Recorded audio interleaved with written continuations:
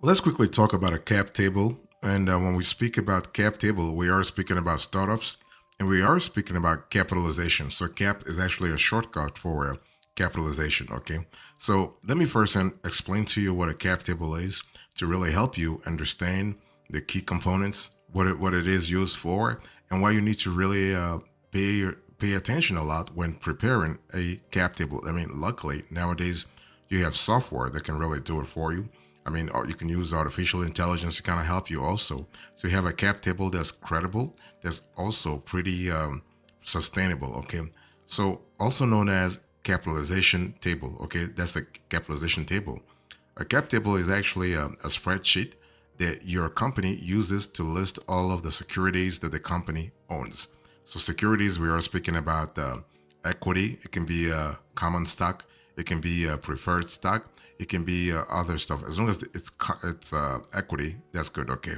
And but when you put just listing, let's see, assets such as common and preferred shares, it's not just enough. Okay.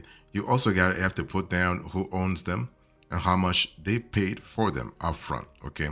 That's your capitalization table right there, your cap table. So your cap table will also outline the percentage that every investor owns in the company, as well as how much those investments are worth actually as of today, and how they have been diluted over time. Okay, and so cap tables are generally among the first documents that a company creates, in part because they get more and more complicated as time goes on. Let's say due to additional funding rounds, IPOs, mergers, acquisitions, and other major transactions that can affect your company's the company's capitalization. Okay, so basically, a cap table also will include legal documentation. Okay, and in some funding rounds, like if you're talking to VC firms or other investors, they might ask you to have a cap table. Entrepreneurs, if you're an entrepreneur, you can use the cap table to make sure that you understand your business and how its finances work. Okay, so you can use spreadsheets. Okay, but you can also use a software to create cap tables, as I said before. Okay, and so it's important to understand that a cap table have to the structure of your cap table will vary depending on the size and stage of your company.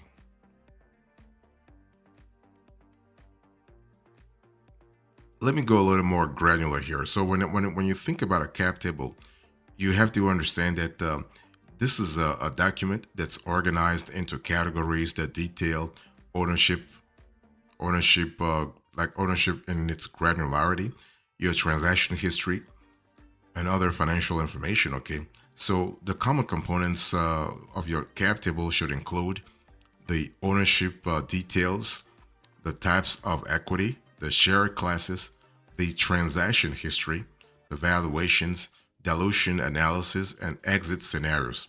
Let me take those elements one by one to explain to you what I'm saying here. So, when I say ownership details, basically, you want to have shareholder information, names, entities, and roles like founders, investors, employees, and advisors, the number of shares, so the total shares owned by each shareholder. So it has to be as detailed as possible. And ownership percentage, the percentage of the company owned. Okay. And when I say types of equity, I'm speaking about common stock, preferred stock, stock options, warrants, and convertible instruments. If you have a question around those, I can really explain a little further for you. Okay. So, for instance, if you think about convertible instruments, those are actually known as convertible securities. Those are convertible notes or SIFs, okay, simple agreements for future equity, or investments that convert into equity at a later date, okay? And when I say share classes basically are things like you have to understand share class distinctions, common versus preferred, help show shareholder privileges and the company's actually equity structure. Okay. So when you think about transaction history, you are speaking about funding rounds, stock or option grants, exercises, but also secondary transactions. Okay. And in terms of valuation, you also want to really pay attention to pre-money valuation for your company, the post-money valuation, the 409A valuation, and also the price per share, okay? And so, like I said, you also have to think about dilution analysis and exit scenarios. So, exit scenarios model outcomes for shareholders in liquidity events like acquisitions or IPOs. And this section of your cap table models payout distributions based on, let's say, ownership, share classes, and liquidation preferences.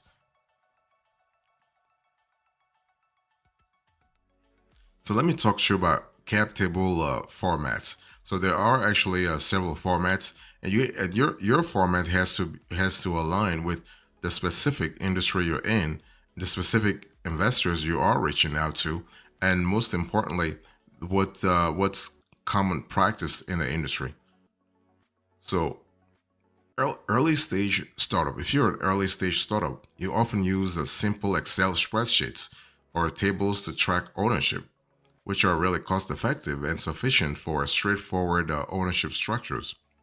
But as your company grows, raises new funding rounds, creates an employee stock option pool, and adds new share classes, a cap table software solution is usually needed to remain up to date, reduce errors, and enable scenario modeling. Nowadays, those software solutions even use artificial intelligence to plan and project, let's say, equity formats. Okay, so cap tables are used by companies for a variety of different purposes. Okay, you have fundraising, you have hiring, you have selling and liquidation. Okay, so this is actually a multi-purpose sort of document.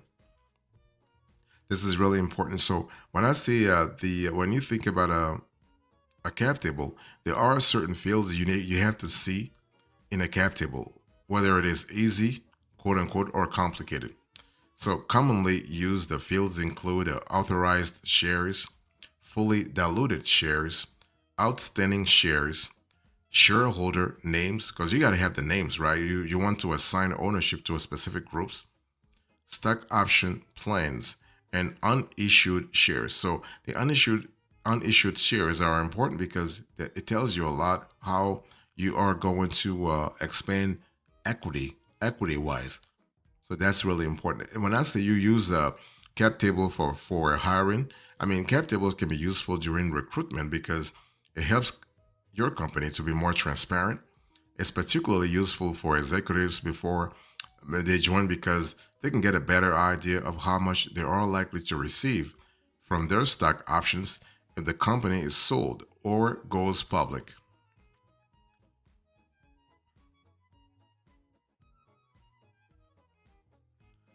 So it's important to understand that when you have a cap table, I think I've said this before, this is a living document. This is a dynamic document, okay, which means what? It means that you have to update it often. This is not a static document, okay, that you can actually update once a year or whatever. No. In some cases, you might need to update this cap table as often as one as weekly, okay, often as weekly, for instance. So your cap table should be updated with every additional round of funding, as well as whenever new stocks are issued, stock options are changed, or stocks are transferred from one owner to another. Right? You should you should also update your cap table if employees, let's say, are terminated or retired. So this is also important in terms of accuracy. Okay, so you have to really understand that basically cap table can actually be used as a formal. Your cap table can be used as a formal and legally binding record of equity and also ownership. Okay, so this is important. And sometimes when you hear the term cap table, you might also hear the term waterfall analysis.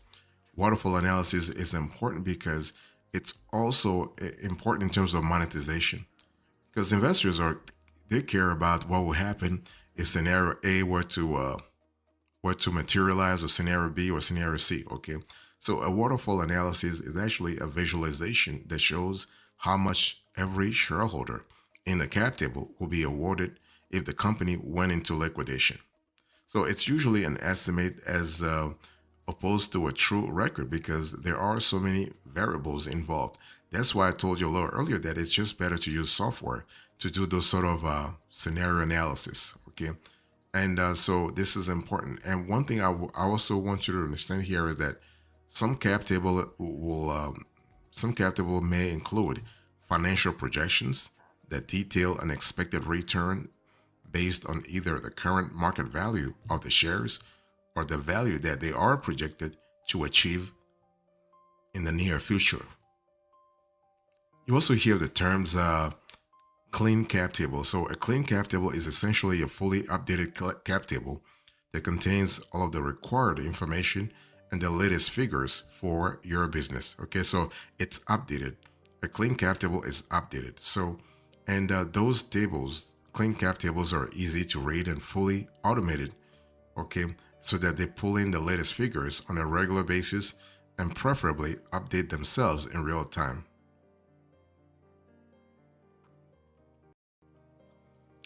So if you want to create a cap table, you have to really understand that, again, if you want to go manually, it's totally possible as long as your company, your startup, doesn't have as many rounds of funding or doesn't have as many complicated equity options, okay? So basically, if you want to create a cap table, first you need to compile and organize your existing equity ownership information into a structured format that's easy to understand and maintain. Now, there are multiple ways to create and manage a cap table, but the best option for you depends on your company's stage and ownership structures, okay? So, initially, what you want to do here is that you need to you need to collect your current equity information. You need to have your ownership information. And so once you have those, you can create a complete and up-to-date picture of your company's ownership structure, right? It's all about making sure that you're having the right structure from the get-go. Any missing or inaccurate information can lead to complications down the line because fundraising can be a little, I would say, it will be incomplete or improper. Okay, or even if you have an audit from the states or from the SEC, those things can be complicated. So to actually get started, you need to have the total authorized shares, so the maximum amount of shares your company can issue.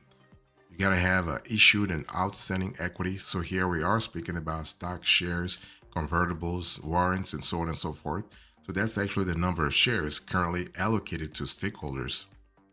The shareholder details. So here I'm speaking about names, roles, and contributions of all equity holders.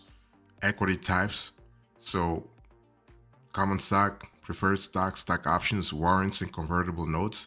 The funding rounds detail of previous funding rounds, including valuations, total amount raised, and share price, and also the option pool allocation. So this includes the number of shares reserved for employee equity plans, issued and outstanding shares, exercised stock options, and more. Okay.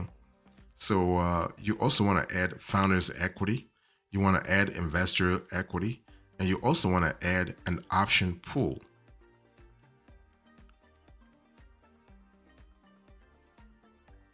So if you're thinking about having a capitalization table, it's important to understand that you want to manage the table. You want to manage the table properly, okay? So let me share with you a few cap table management best practices.